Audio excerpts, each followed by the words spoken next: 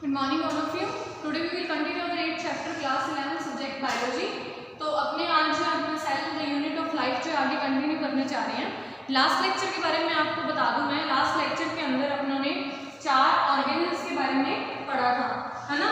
तो 4 ऑर्गेनल्स जो थे सेल वॉल के बाद जो एंडोमेम्ब्रेन सिस्टम के अंदर आते थे, अपनों ने उन चारों के बारे में डिटेल में पढ़ लिया था. एक एक चीज़ डिस्कस कर ली थी. अपनों ने ये भी देख लिया था कौन कौन से ऑर्गेनल्स आपस में कनेक्टेड होते हैं और कौन से आपस में कनेक्टेड नहीं होते. ठीक है. उसके बाद क्या था, मैंने आप लोगों को कहा था कि नेक्स्ट लेक्चर के अंदर अपने माइटोकॉन्ड्रिया के बारे में पढ़ेंगे. ठीक है. तो आज वाले लेक्चर में अपने माइटोकॉन्ड्रिया के बारे में पढ़ते हैं. तो स्टार्ट करते हैं. उससे पहले मैं आपको कल वाला थोड़ा सा और बता दूं. कल वाले लेक्चर के अंदर लास्ट अपनों ने लाइसोसोम्स के बाद वैक्यूल्स के ऊपर छोड़ा था. किस पे छोड़ा था? वैक्यूल्स के ऊपर अपनों ने कंप्लीट किया था वो टॉपिक. ठीक है. तो वैक्यूल्स के अंदर मैंने आपको बताया था कि प्लांट सेल के अंदर एक स्पेशल मेम्ब्रेन बाउंडेड स्पेस होता है जिसको अपने क्या बोल देते हैं? वैक्यूल बोल देते हैं. ठीक है. अब अपने आज स्टार्ट करते हैं माइटोकॉन्ड्रिया से. सो बेसिकली इसके कुछ बेसिक फीचर आपको पता ही है क्या होते हैं. सबसे इंपॉर्टेंट फीचर और फंक्शन क्या है इसका कि माइटोकॉन्ड्रिया जो है उसको power house of the cell बोला जाता है. क्या बोला जाता है?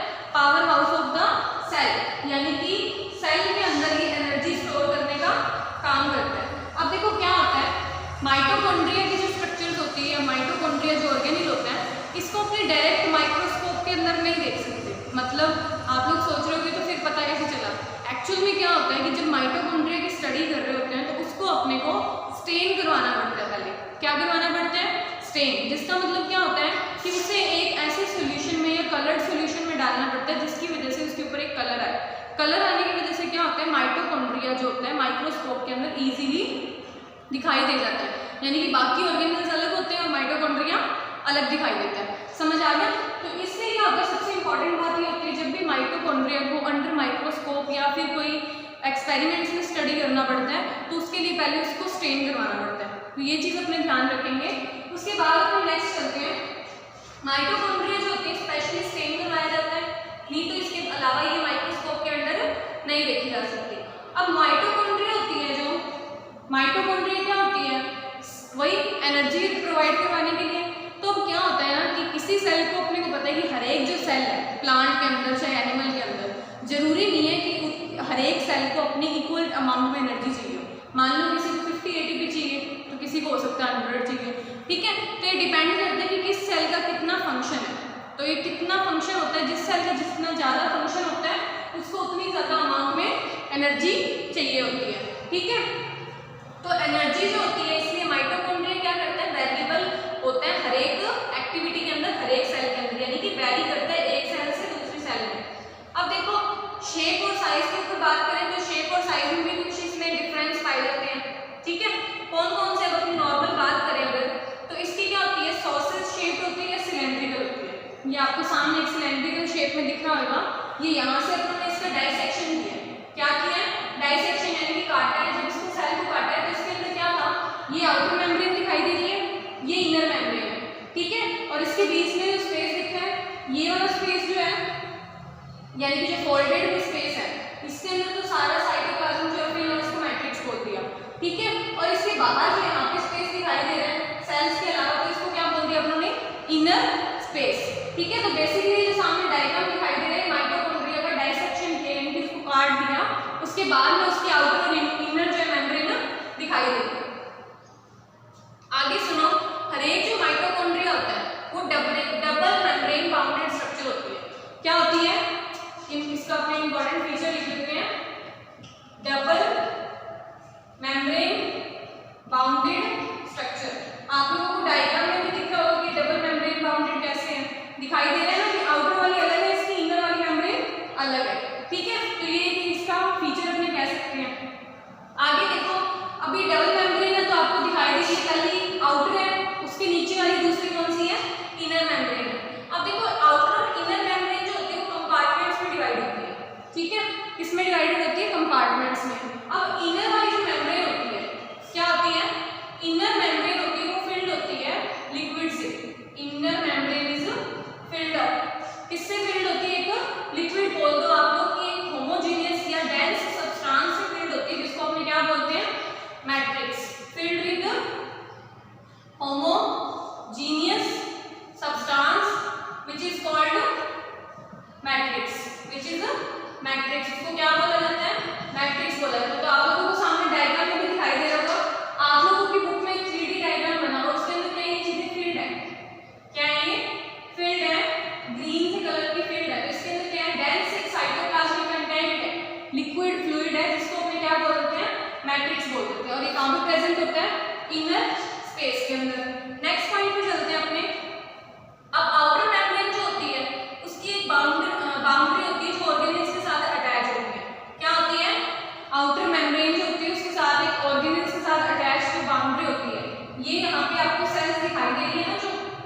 ये वाली, ये कंप्लीटली क्या है इसके साथ अटैच है आउटर मेम्ब्रेन के साथ में।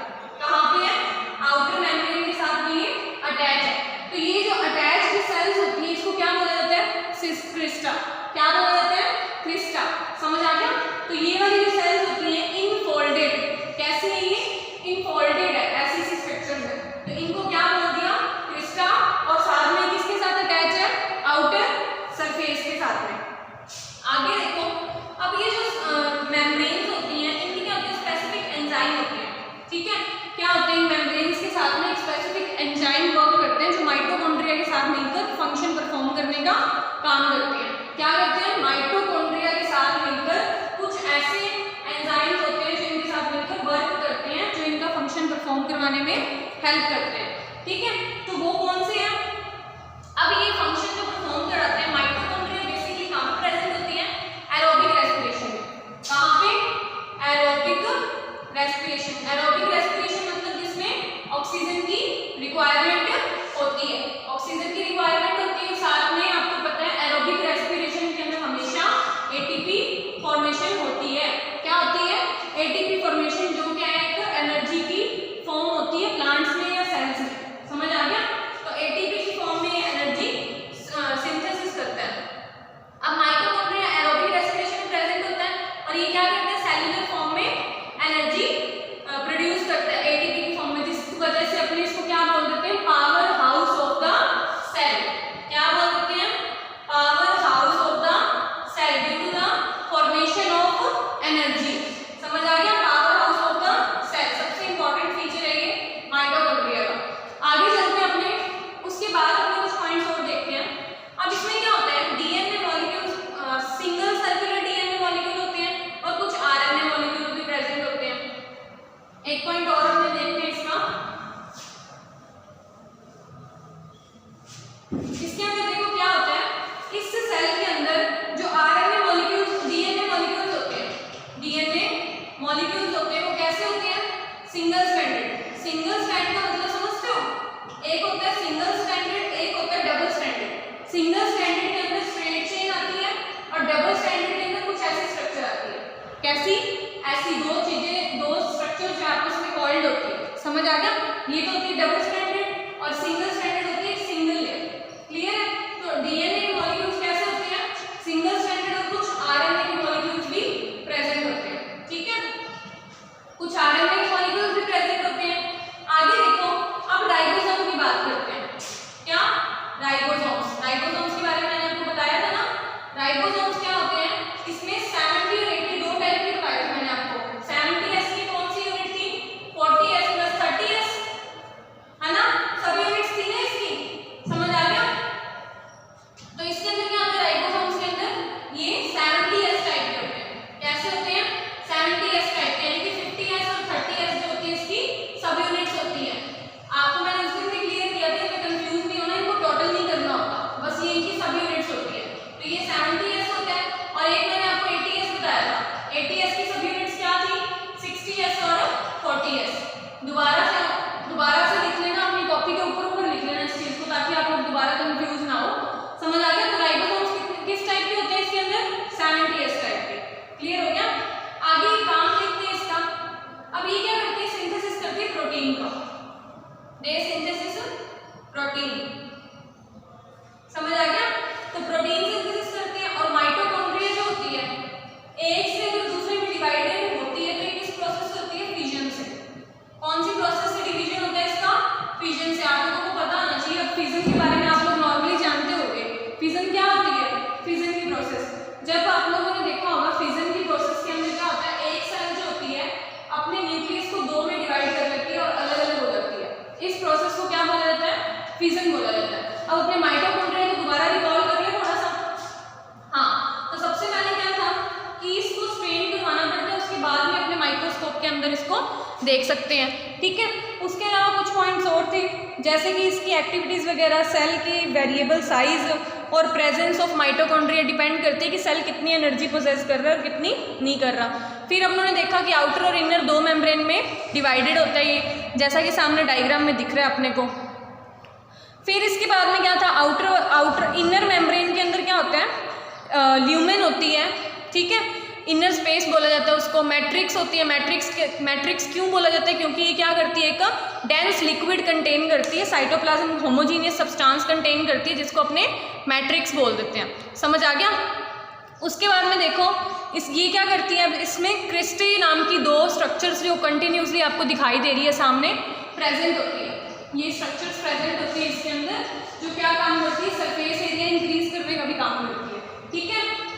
उसके बाद में कुछ पॉइंट्स और देखे अपन ने कि ये क्या करती है, और एटीपी सिंथेसिस करती है, जो इसका सबसे इंपॉर्टेंट फंक्शन है। ठीक है, एटीपी सिंथेसिस करती है। उसके बाद में इसी वजह से इसको power house of the cell भी बोला जाता है। फिर एटीपी सिंथेसिस करने का काम करती है भाई एरोबिक रेस्पिरेशन में, power house of the cell बोला जाता है इसको। अब डीएनए मॉलिक्यूल्स जो होते हैं इसमें प्रेजेंट होते हैं, आरएनए भी प्रेजेंट होते हैं कुछ।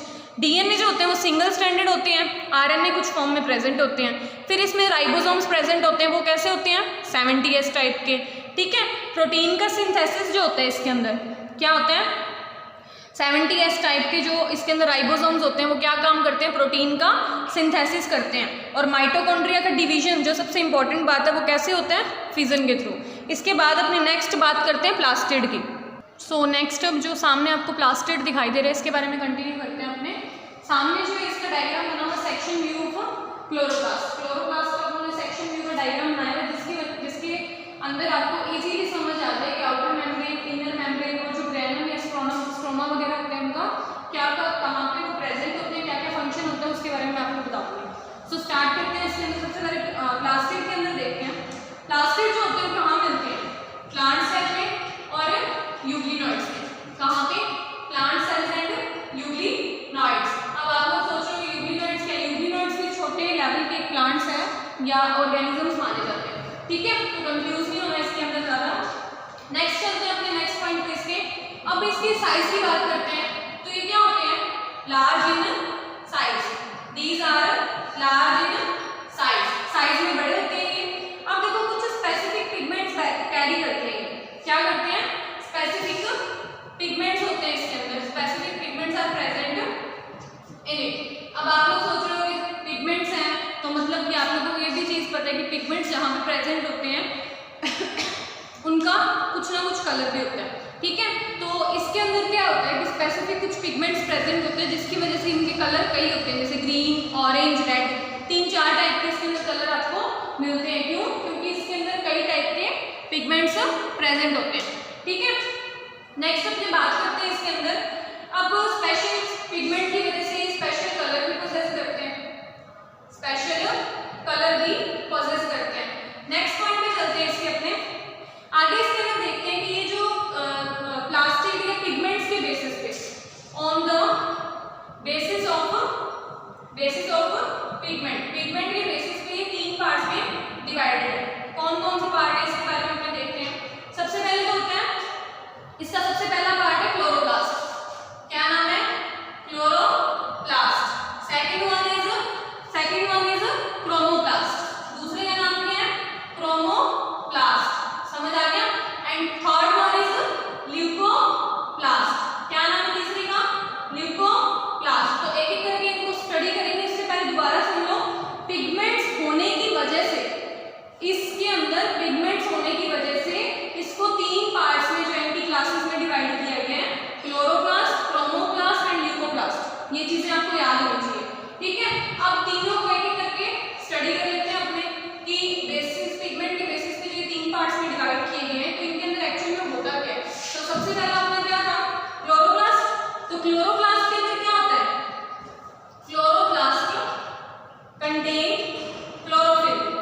क्या कंटेन करते हैं, ये क्लोरोफिल होता है इसके अंदर क्लोरोप्लास्ट में। समझ आ गया। ये चीज याद करनी है आपने कि क्लोरोप्लास्ट के अंदर क्लोरोफिल प्रेजेंट होता है। नेक्स्ट बात करते हैं इसी के अंदर क्लोरोप्लास्ट की। अब क्या होता है, ये जो पिगमेंट होते हैं क्लोरोफिल और कैरोटीनॉइड दोनों प्रेजेंट होते हैं। Carotenoid and chlorophyll both type of pigments are present in it. आगे देखो इसके अंदर। अब इसके बाद जो है इसके अंदर अपने देखते हैं। अब अपनों ने ये तो देख लिया कि इसके अंदर क्लोरोफिल और कैरोटीनॉइड दोनों पिगमेंट प्रेजेंट होते हैं। अब क्लोरोप्लास्ट का काम क्या होता है, क्लोरोफिल के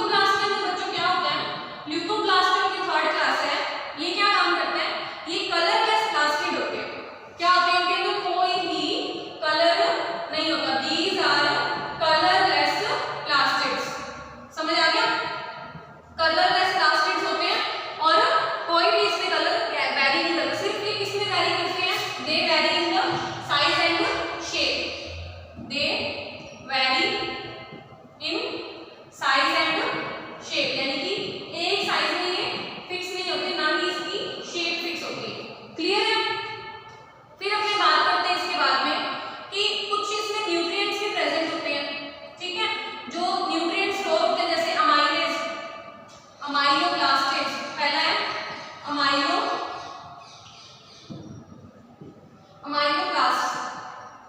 अब मैं आपको इसका नाम फंक्शन बता देती हूँ। अमाइलोप्लास्ट का काम क्या होता है, ये कार्बोहाइड्रेट स्टोर करने का काम करता है, यानी कि स्टार्च को स्टोर करने का काम करता है। नेक्स्ट अपने बात करते हैं अमाइलोप्लास्ट के बाद में इलायोप्लास्ट।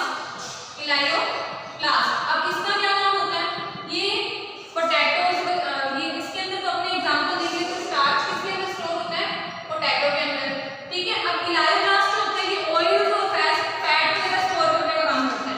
क्या करता है, ऑयल और फैट वगैरह स्टोर करने का काम करता है, ठीक है। नेक्स्ट अपनी बात करते हैं एक और पिगमेंट की, एल्यूरोप्लास्ट।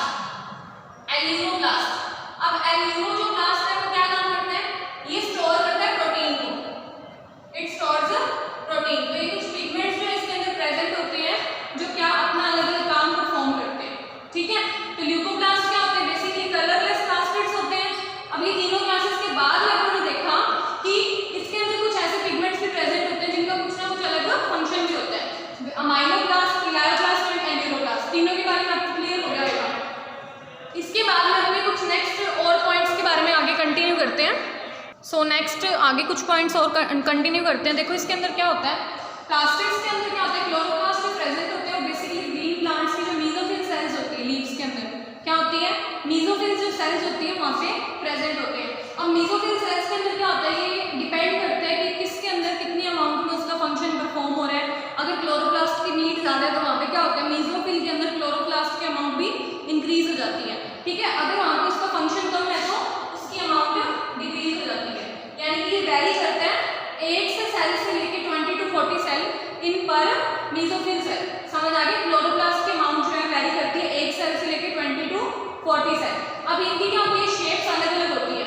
कौन कौन सी शेप में ये वेरी करते हैं मैं आपको ये बता दूं, स्फेरिकल, रिबन लाइक, डिस्कॉइड, ठीक है। ऐसी कुछ शेप्स होती है जिनके अंदर एक से अलग अलग में वेरी करते हैं। उसके बाद देखो माइटोकॉन्ड्रिया के जैसे, like mitochondria, these are also contain double membrane system. इनके अंदर भी क्या होता है, डबल मेम्ब्रेन बाउंडेड सिस्टम होता है जिसके अंदर एक आउटर मेम्ब्रेन होती है और एक इनर मेम्ब्रेन होती है। आउटर मेम्ब्रेन जो होती है वो मोर परमिएबल होती है और इनर मेम्ब्रेन जो होती है वो लेस परमिएबल होती है।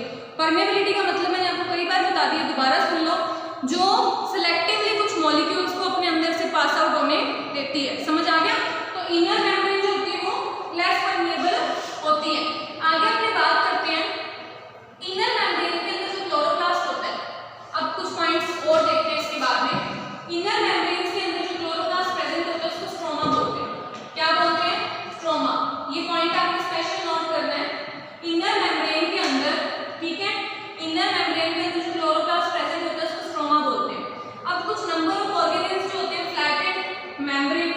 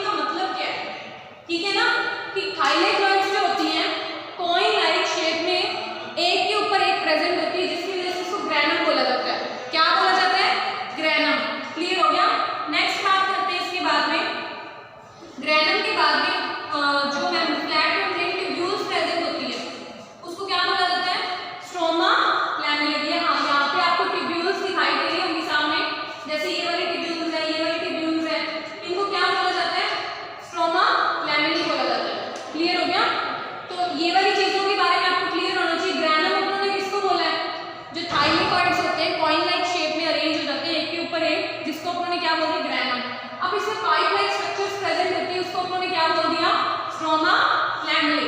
आगे देखते हैं अपने इसके अंदर। अब ये जो स्ट्रोमा लैमेले के बारे में हमने बात की है, अब इसके अंदर क्या होता है, थाइलेकोइड जो होते हैं वो डिफरेंट ग्रेना प्रेजेंट होते हैं। इसके अंदर क्या होते हैं, डिफरेंट ग्रेनास प्रेजेंट होते हैं। और इसके अंदर क्या होता है, खाली स्पेस जो प्रेजेंट होता है उसको क्या बोला जाता है, ल्यूमेन। क्या बोला जाता है, ल्यूमेन। जो स्पेस इसके अंदर प्रेजेंट होता है उसको ल्यूमेन बोल दिया जाता है।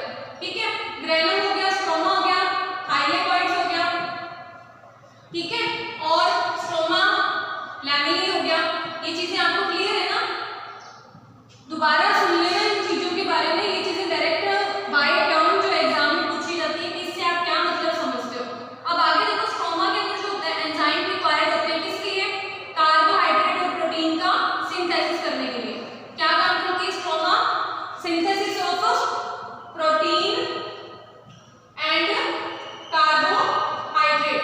ये चीज आपको पता होनी चाहिए कि स्ट्रोमा जो होती है कार्बोहाइड्रेट और प्रोटीन का सिंथेसिस करने का भी काम करती है। उसके लिए उसको क्या होते हैं, एंजाइम्स रिक्वायर्ड होते हैं। आगे देखो, इसके अंदर डीएनए की बात करते हैं। इसके अंदर क्या होता है, डबल स्ट्रैंडेड डीएनए प्रेजेंट होता है। इंपॉर्टेंट बात है, डीएनए जो प्रेजेंट होता है वो कैसा होता है, इसके अंदर double stranded DNA is present in these type of cells. समझ आ गया? डबल स्ट्रैंडेड डीएनए प्रेजेंट होता है, डबल हेलिकल स्ट्रक्चर जो होती है इसकी प्रेजेंट होती है। आगे देखो, इन मॉलिक्यूल्स के अंदर राइबोसोम्स भी प्रेजेंट होते हैं। अब क्लोरोफिल पिगमेंट्स जो होते हैं वो थाइलेकोइड्स में प्रेजेंट होते हैं। क्या होते हैं, क्लोरोफिल के जो पिगमेंट्स होते हैं वो थाइलेकोइड्स में प्रेजेंट होते हैं, जिसकी वजह से उनका कलर आता है। क्लियर हो गया? आगे देखो, इसके अंदर राइबोसोम्स की बात कर रहे थे अपने, तो इसके अंदर पहले अपने क्या पढ़ा, इससे पहले माइटोकॉन्ड्रिया पढ़ेगा। उसके अंदर कितने टाइप के राइबोसोम्स थे, 70S टाइप के। इसके अंदर क्या होते हैं, 80S टाइप के राइबोसोम्स प्रेजेंट होते हैं।